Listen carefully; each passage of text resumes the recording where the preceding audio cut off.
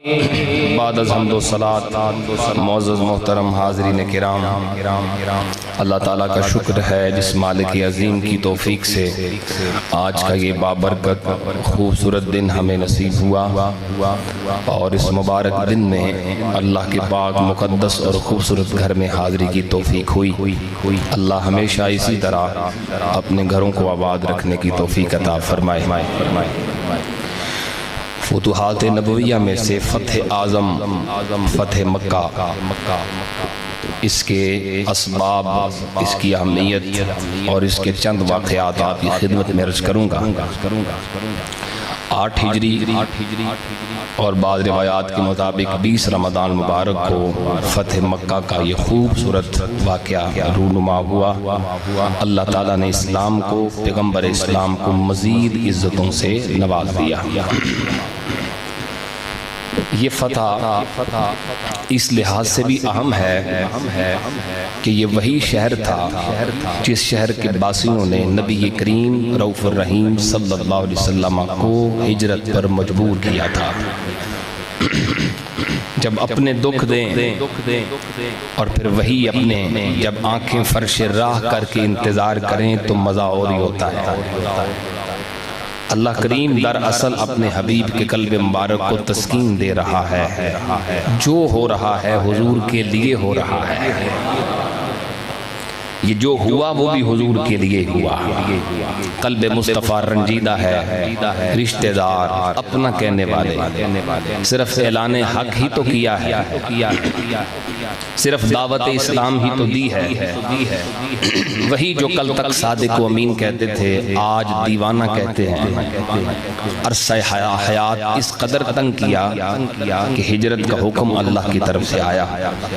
دکھ شدید ہے، آپ سوچ سکتے ہیں کسی کو ملک بدر کر دیا جائے، شہر سے شہر کے لوگوں کی طرف سے نکال دیا جائے، ہر قسم کے تانے، ہوائی مخالف ہو جائے، حالات سارے کے سارے خلاف ہو جائیں، پھر عرصہ کے بعد جب دوبارہ اسی شہر میں جائیں اور فاتح کی حیثیت سے جائیں، عزتوں کے ساتھ جائیں، تو پھر جو دل کے زخم ہیں وہ کم از کم ان کو سکون مل جاتا ہے۔ دراصل تسکین قلب مصطفیٰ ہی اللہ تعالیٰ کا مقصد ہے۔ اگرچہ وہ مقاصد کے حصول سے پاک ہے، وہ جو کرتا ہے بس کر دیتا ہے، اس کو محنت نہیں کرنی پڑتی، اس کو تردد نہیں کرنا پڑتا، بس اس کی تدبیریں ہیں، بس اس کی حکمتیں ہیں، بس اس کے وقت مقرر ہیں، فتح کے نصرت کے ایام اس کے ہاں طے ہے۔ آئیے احباب، اس کا سبب اس غزوے کا کیا بنا جو فتح مکہ کا سبب بنا غزوہ؟ اس غزوہ کے لیے نبی پاک کیوں نکلے؟ 6 ہجری میں صلح حدیبیہ، کبھی انشاءاللہ تفصیل سے اس پہ بات کریں گے۔ صلح حدیبیہ عمرے کے لیے حضور نکلے ہیں، 1400 صحابہ حضور کے ساتھ ہیں۔ مکے والوں نے کہا آپ عمرہ نہیں کر سکتے، اگلے سال آنا پھر کرنا۔ نبی پاک علیہ السلام نے اس مقام پر ایک معاہدہ فرمایا، اس معاہدے کا نام صلح حدیبیہ۔ اس کے اندر جو شرطیں تھیں ان کی 2 شرطیں اس معاہدے کی خاص ہیں جن کا تعلق اس فتح مکہ کے پس منظر کو سمجھنے کے ساتھ ہے۔ ایک شرط یہ تھی کہ آئندہ 10 سال کے لیے جنگ نہیں ہوگی، جو جنگ میں پہل کرے گا اس کو معاہدہ توڑنے والا سمجھا جائے گا اور پھر ذمہ داری ساری اس پہ ہوگی۔ دوسرا معاہدہ یہ تھا کہ دوسری شرط اس معاہدے کی یہ تھی کہ اہل مکہ اور دیگر جتنے علاقے ہیں ان کے جو قبائل ہیں ان قبائل کو آزادی ہوگی جس کے ساتھ چاہیں مل جائیں۔ اگر قریش کے ساتھ اتحاد کرنا چاہیں ان کی مرضی، اگر امام الانبیاء اور مسلمانوں سے اتحاد کرنا چاہیں تو آزادی ہوگی ہر قبیلے کی۔ 2 قبیلے خاص، ایک بنو خزاعہ ایک بنو بکر، ان کی آپس میں پرانی لڑائی۔ بنو بکر نے کہا ہم قریشیوں کے ساتھ ہیں، بنو خزاعہ نے کہا ہم نبیوں کے امام کے ساتھ ہیں۔ وہ حضور کے ساتھ مل گئی ہوگی۔ لڑائی دشمنی ان کی پرانی تھی، اور یہ اصول تھا اس زمانے میں کہ اگر 2 قبیلوں کا اتحاد ہے تو ایک پر حملہ دوسرے پر حملہ ہی سمجھا جاتا تھا۔ ایک پر ظلم دوسرے پر بھی ظلم سمجھا جاتا تھا. ایک پر حملہ ہوتا تو سارے مل کے آتے, 3 قبیلے ہو جاتے, 4 جتنے بھی اتحاد کر لیتے تو اتحاد حقیقی سمجھا جاتا تھا.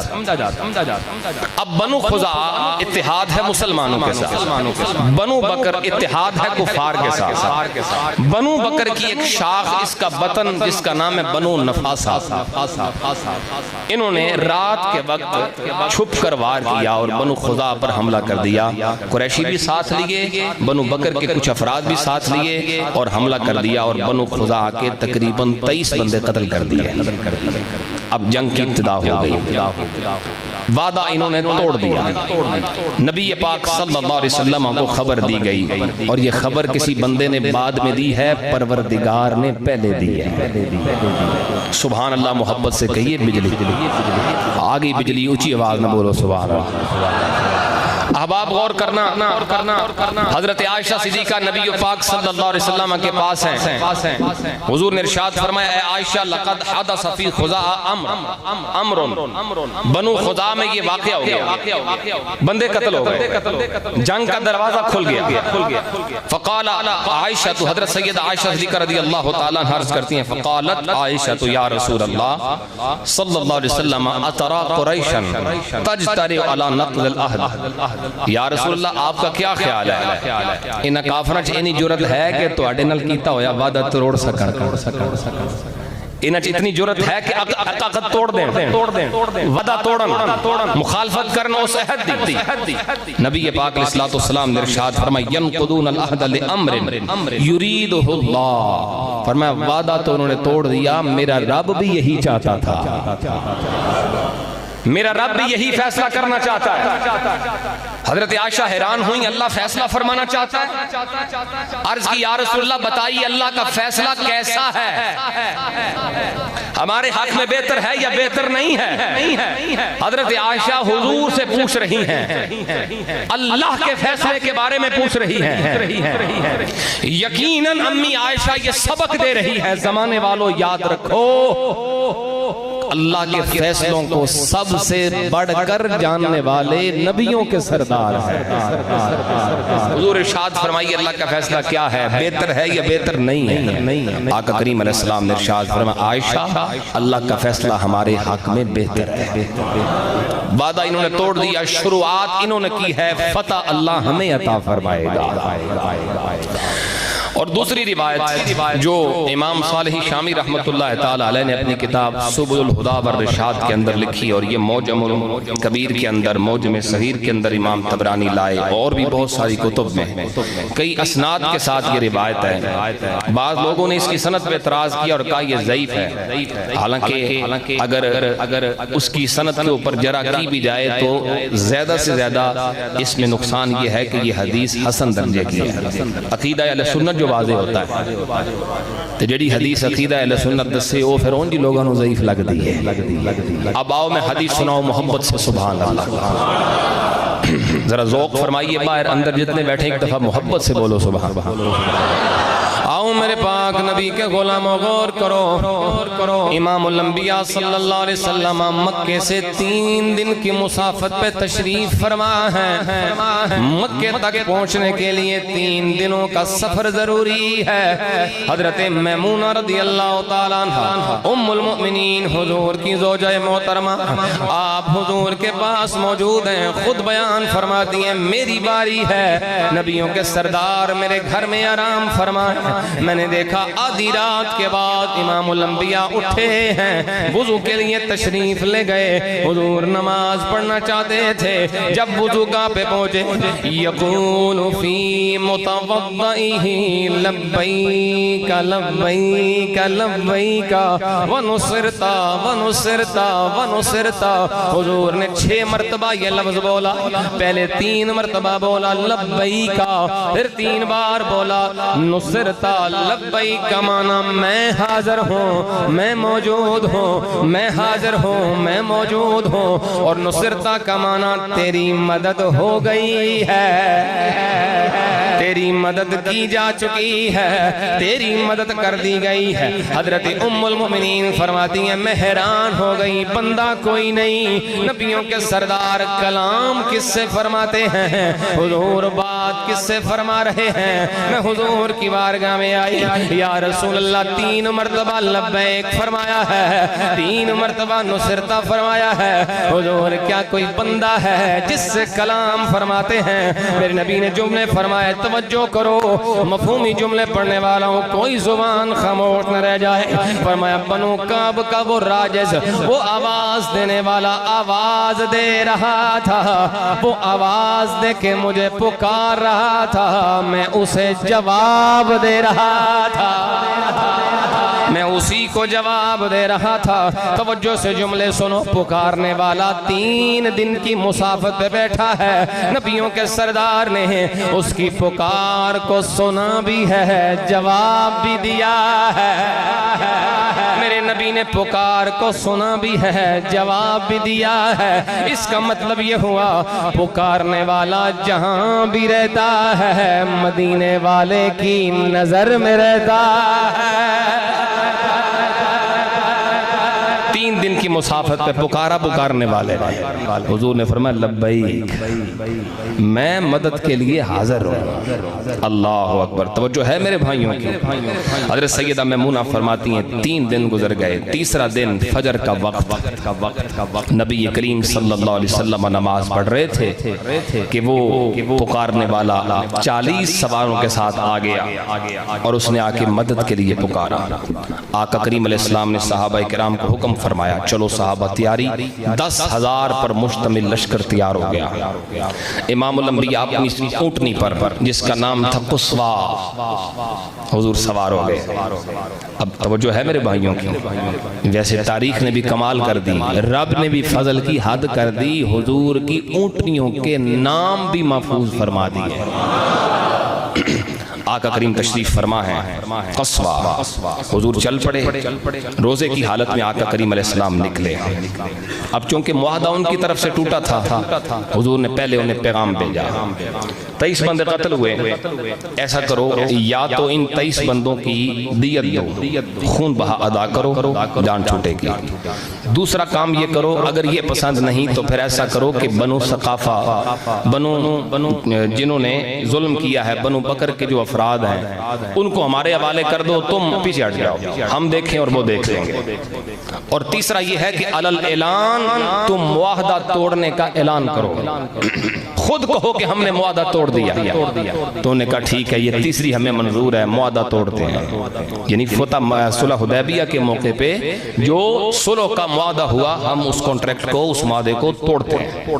اب جنگ کا بری طرح اعلان ہو گیا، نبی پاک صلی اللہ علیہ وسلم نکلے، چاہت حضور کی یہ تھی کہ خاموشی سے جائیں، کافروں کو پتہ نہ چلے، اور اس کے لیے حضور دعا بھی فرماتے تھے اللہم خذ علی اسمائہم وابصارہم، اللہ انہاں دیاں سماعتاں بھی قابو کر لے تے انہاں دیاں بصارتاں بھی قابو کر لے، نہ سانو ویکھ سکن نہ سانو سن سکن، ویکھن تے اچانک ویکھن، سنن تے اچانک سنن، ساڈا روب انہاں تے طاری ہو جائے، یہ حضور دعا کرتے تھے۔ صحابہ کرام کو مستعد کر دیا، رستوں پہ محافظ کھڑے کر دیے، کوئی آنے جانے والا بندہ دیکھے وہ پہنچنا نہیں چاہیے، کسی طرح خبر نہیں جانی چاہیے کہ ہم آ رہے ہیں۔ صحابہ کرام نقاب باندھے ہوئے پہرا دے رہے ہیں چاروں طرف۔ ایک صحابی کا نام ہے حضرت حاطب بن ابی بلتہ رضی اللہ تعالیٰ، یہ حضرت حاطب جو ہیں ان کے اہل و عیال مکے میں رہتے ہیں، انہوں نے یہ کیا کہ خط لکھا اور اس میں لکھ دیا کہ مکے سے مدینہ شریف سے نبی پاک علیہ السلام کے غلام 10,000 پر مشتمل تیار ہو کے نکل پڑے، تیاری کر لو آ رہے تھے۔ خبر بھیجنے کے لیے ایک عورت کو خط دیا اور بھیج دیا۔ اب خط نبی پاک کی چاہت یہ ہو کہ چھپ کے جانا ہے، کیسے خبر جا سکتی تھی؟ مکے والوں تک بعد میں پہنچنی تھی، حضور تک پہلے پہنچی۔ سبحان اللہ، پڑھے نا، آؤ میرے پاک نبی کے غلاموں غور کرو، میرے پاک نبی کریم صلی اللہ علیہ وسلم نے بلایا صحابہ کرام کو، حضرت مولا علی کو بلایا، اے علی جاؤ فلاں مقام پہ ایک عورت جا رہی ہے۔ آقا کہاں جا رہی ہے؟ فرمایا مکے جا رہی ہے۔ آقا کیوں جا رہی ہے؟ فرمایا خط دینے جا رہی ہے۔ آقا وہ خط کس نے لکھا ہے؟ فرمایا میرے غلام حاتب نے لکھا ہے۔ وہ کوئی اور ہے جسے دیوار کے پیچھے کا پتہ نہیں، میرے پاک نبی تو وہ ہیں جن کو دنیا کے اس پار کا بھی پتہ ہے، اس پار کا بھی پتہ ہے۔ کون کہتا ہے میرے نبی کو علم نہیں؟ حضور نے فرمایا جاؤ روضہ خاخ ایک جگہ کا نام ہے، وہاں پہنچو عورت مل جائے گی۔ حضرت مولا علی دوڑ کے تشریف لے گئے، اس عورت کو گرفتار کر لیا گیا۔ فرمایا خط نکالو، تلاشی لی مگر خط نہیں ملا ہے۔ مولا علی فرمانے لگے ہو نہ ہو میرے نبی نے جو فرمایا ہے سچ فرمایا ہے۔ خط دے کولے آپ نے فرمایا خط بار کٹ نیتے تیرے کپڑیاں دی تلاشی لینی۔ اس عورت نے ڈر کے تے اپنے والاں بچوں پیش کیتا خط۔ حضرت مولا علی پاک لے کے خط مدینے آگئے۔ حضرت نبی پاک اسلام دی بارگاہ سفر دی حالت جا گئے۔ یا رسول اللہ، حضور نے حضرت حاتب نے بلایا، فرمایا کیوں کیتا ہی؟ خط کیوں لکھے؟ عرض کی تھی یا رسول اللہ دی قسمیں میرا دل جان دے میں مومنہ منافق نہیں۔ پھر خط کیوں لکھے؟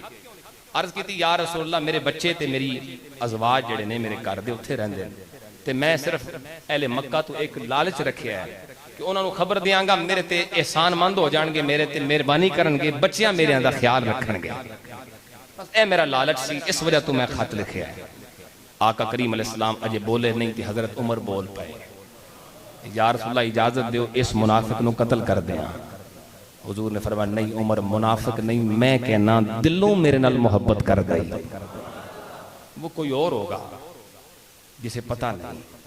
میرے نبی تو وہ ہیں جن کو غلاموں کے دلوں کا حال بھی پتہ ہے۔ غلام کہیں ہو بندہ مٹ جائے نہ آقا پہ وہ بندہ کیا ہے، بے خبر ہو جو غلاموں سے وہ آقا کیا ہے۔ آقا کریم اپنے غلاموں سے خبردار ہے۔ بہرحال آقا کریم علیہ السلام نے معاف کر دیا۔ لشکر اسلام روانہ ہو چکا ہے۔ حالت روزہ میں حضور نے اجازت فرمائی جو چاہے روزہ رکھے، جو چاہے افطار کر لے۔ صحابہ کرام کچھ نے روزہ رکھ لیا، کچھ نے افطار بھی کر لیا۔ یہ سفر جاری و ساری ہے۔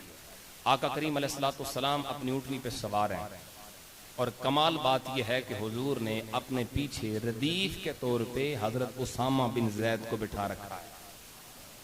یہ تھے قابل غور کر لیں۔ حضرت اسامہ بن زید غلام دے بیٹے، آزاد کردہ غلام حضور دے انہاں دے بیٹے۔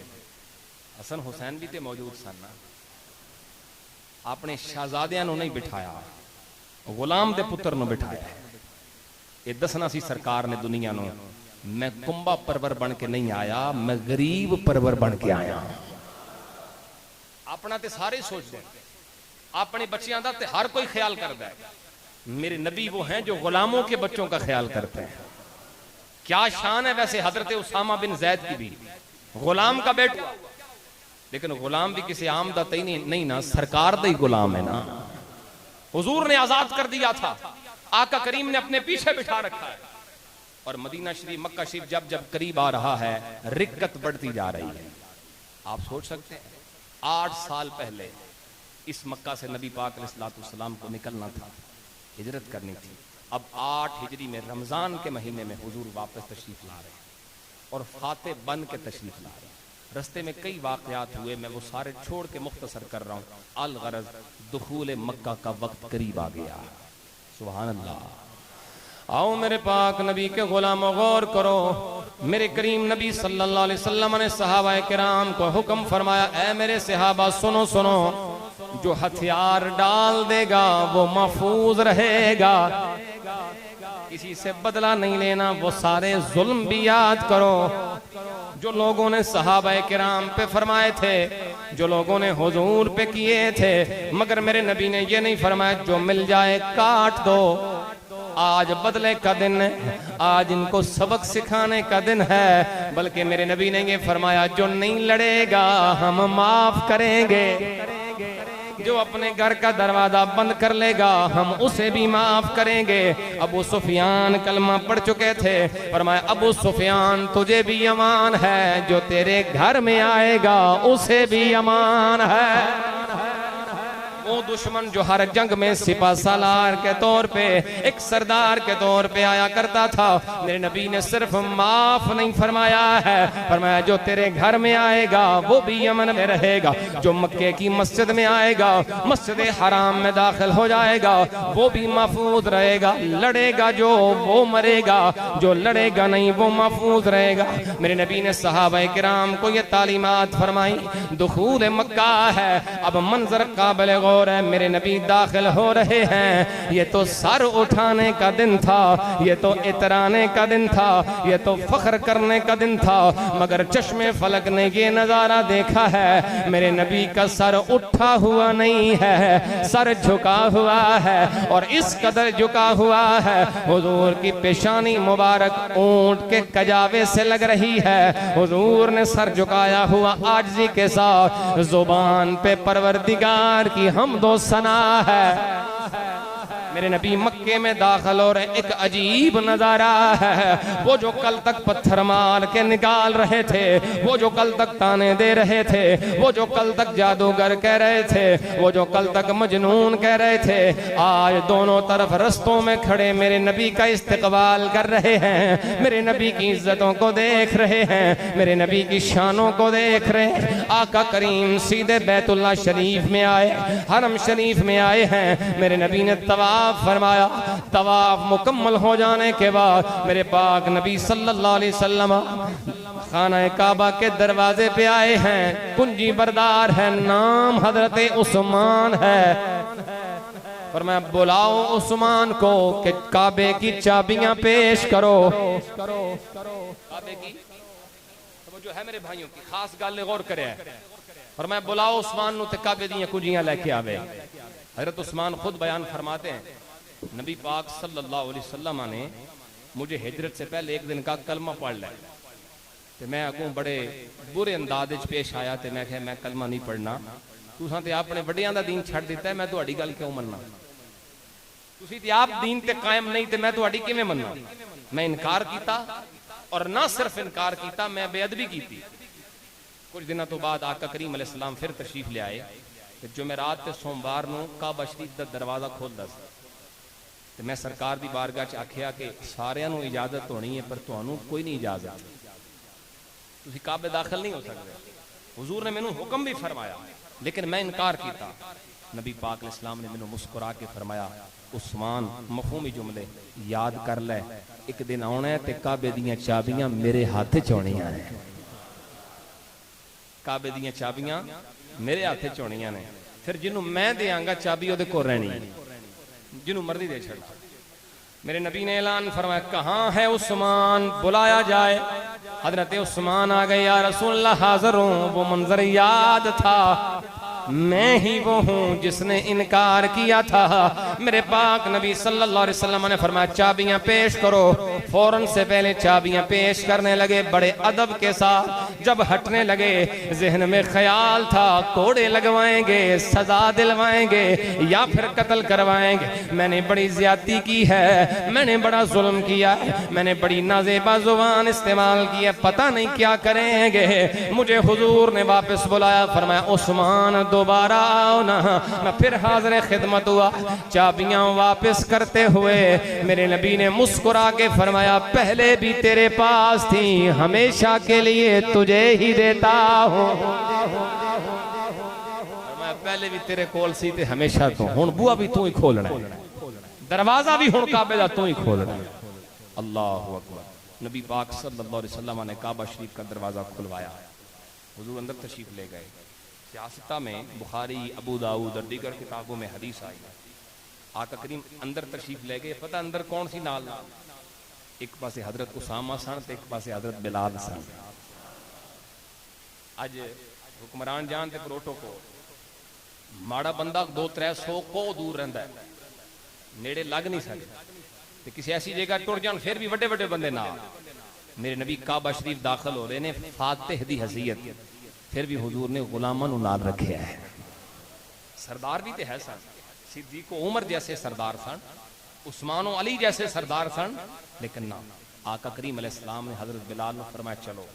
حضرت اسامہ بن زید غلاماں نوں لے گئے تے او حضرت عثمان بھی جڑے کنجی بردار سن انہاں نوں دروازہ کھلیا، حضور اندر تشریف لے گئے۔ کعبہ شریف وچ جننے بت سن آقا کریم نے سارے توڑ دیتے، چھڑی مبارک حضور دے ہاتھ وچ اشارہ کردے سن، بت منہ دے پر ڈگ پیندا سی تے حضور آیت پڑھدے سن، جا الحق وزہق الباطل ان الباطل کان زہوقا۔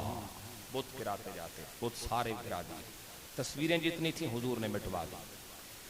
یہاں ایک خاص بات عرض کرنا چاہتا ہوں، بخاری شریف میں ہے اور ابو داؤد شریف میں، نبی پاک علیہ السلام جب باہر تشریف لے آیا تو پھر دوسرے لوگ جو تھے صحابہ اندر جانے لگے۔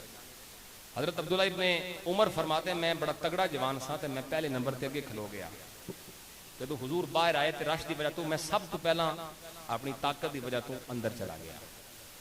دروازے حضرت بلال کھلوتے سن، ادھر غور نہ گل سنے، عقیدہ اہل سنت، دروازے حضرت بلال کھلوتے نے کعبہ شریف تے میں حضرت بلال نے پوچھیا بلال دسو حضور نے اندر کعبے دے کی کیتا ہے، کیڑا کام کیتا ہے؟ حضرت بلال نے میں دسیا کہ حضور نے نماز پڑھی، نفل پڑھے، تے میں حضرت بلال نے آکھیا بلال اے دسو حضور نے کتھے نفل پڑھے، مینوں ایگزیکٹ او جگہ دسو جتھے نفل سرکار نے پڑھے۔ انہاں اشارہ کیتا کہ وہ فلانی دو ستوناں دے درمیان جڑی جگہ ہے حضور نے اوتھے نفل پڑھے۔ حضرت عبداللہ ابن عمر فرماتے ہیں پیچھے ہٹ جا، میں بھی اوتھے ہی سجدہ کرنا ہے جتھے حضور نے سجدہ کیتا ہے۔ سمجھ سکتے ہیں یہ کیا بات ہے؟ کعبے دے وچ نے، کعبے کے اندر ہیں، مگر کعبے کے اندر جا کے بھی برکت رسول کی تلاش میں ہے، کعبے کے اندر پہنچ کر بھی سرکار کے نقش کفے با کی تلاش میں ہیں۔ صحابی رسول عقیدہ دے رہے تھے کہ بے شک یہ کعبہ ہے، مگر جو اندر نماز پڑھ گیا ہے وہ تو کعبے کا بھی کعبہ ہے۔ حضرت عبداللہ ابن عمر نے فرمایا نماز وہیں پڑھنی ہے جہاں حضور نے پڑھی ہے۔ اللہ اکبر، یہ برکت اور تبرک پر ایک بہت بڑی زبردست دلیل ہے اور صحت کے اعتبار سے ٹھیک ہے، صحیح حدیث ہے۔ آئیے احباب، نبی پاک صلی اللہ علیہ وسلم ابائے تشریف لائے، اس مقام پر حضور نے ایک طویل خطبہ ارشاد فرمایا۔ آپ ذرا تصور میں وہ لائن منظر، سارے نہ ماننے والے کافر لائن بنا کے کھڑے ہیں، آقا درمیان میں کھڑے ہیں، حضور سوال کر رہے ہیں، جواب دے رہے ہیں، ہر کوئی ڈر رہا ہے، ہر کوئی نبی پاک صلی اللہ علیہ وسلم کے بارے میں خیال کر رہا ہے، پتہ نہیں کیا بات کریں گے، ہر کسی کو اپنے اپنے جرم یاد ہے، ہر کسی کو اپنے اپنے ظلم یاد ہیں۔ آؤ میرے پاک نبی کے غلاموں، چاروں اطراف میرے نبی کے غلام ہیں، کچھ ماننے والے بھی ہیں، کچھ نہ ماننے والے بھی ہیں، سارے مجرم لائن بنا کے کھڑے ہیں۔ میرے پاک نبی سرور کائنات صلی اللہ علیہ وسلم کے گھر والوں پہ ظلم کرنے والے بھی موجود ہیں، حضور کے چچا جان سے پیارے چچا کو شہید کرنے والے بھی موجود ہیں، میرے نبی کے سر پہ اوجریاں ڈالنے والے، حضور پہ ظلم و ستم کہنے کرنے والے، جادوگر کہنے والے، حضور نبی پاک کو دیوانہ کہنے والے، مجنون کہنے والے سارے موجود ہیں۔ ہر کوئی خوف زدہ ہے، پتہ نہیں کیا فیصلہ فرمائیں گے۔ آج تو یہ فاتح ہیں، آج تو حکومت ان کے پاس ہے۔ میرے پاک نبی صلی اللہ علیہ وسلم نے سوال کیا، اے لوگو سنو سنو، میں محمد مصطفیٰ ہوں، میرا نام محمد ابن عبداللہ ہے، بتاؤ کیا امید ہے، میں کیسا سلوک فرماؤں گا، میرے بارے میں کیسی امید ہے، میرے بارے میں کیسا خیال ہے؟ سارے بیک زبان بولے، کریم کریم اخ کریم وابن اخ کریم، ہمیں پتا ہے خود بھی کریم ہو، آپ کے بابا بھی کریم ہیں، ہمیں یقین ہے ہمارے ساتھ نیکی کریں گے، ہمیں یقین ہے ہمارے ساتھ بلائی فرمائیں گے، ہمیں معافی کریں گے۔ میرے پاک نبی نے ایک جملہ بولا، سارے مجرم سامنے کھڑے، وہ جملہ کیا ہے؟ قابل غور، دنیا امن کی بات کرتی ہے، پیغمبر امن کا سب سے پیارا جملہ میرے نبی نے فرمایا، لا تثریب علیکم اليوم، اے لوگوں سنو سنو، آج کسی پہ کوئی الزام نہیں، آج کسی سے کوئی سوال نہیں، آج کسی پہ کوئی اعتراض نہیں، میں محمد مصطفیٰ نے سب مجرموں کو معاف فرمایا ہے۔ میں جاؤ اساں سارے انہوں معاف کی تھا۔ وہ مکہ جس میں رہنا نبی پاک علیہ السلام کے لیے دشوار بنایا گیا، اللہ نے اسی مکے کی حکومت میرے نبی علیہ السلام کے قدموں میں رکھی۔ وہ کعبہ جس میں داخلے کی اجازت نہیں تھی، اب اس کعبہ کی چھت ہے اور قدم حضرت بلال کے ہیں۔ محبت سے بولو نا سبحان اللہ۔ حکومت ساری کی ساری رب نے بنائی ہی میرے محبوب کے لیے ہے۔